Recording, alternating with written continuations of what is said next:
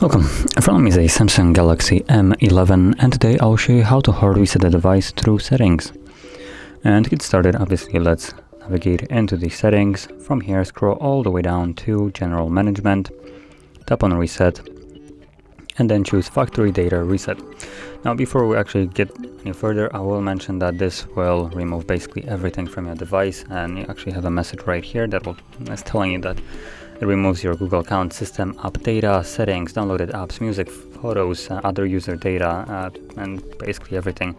And here it provides a bunch of accounts that it will remove, so Google, Skype, TikTok, Pinterest, and stuff like that.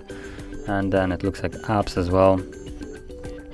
And yeah, so if there is anything that you'd like to keep, you might want to back it up beforehand, otherwise you will just lose it.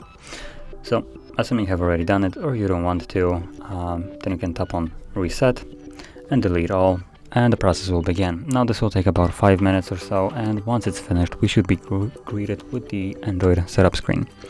So I'll be back once that is visible.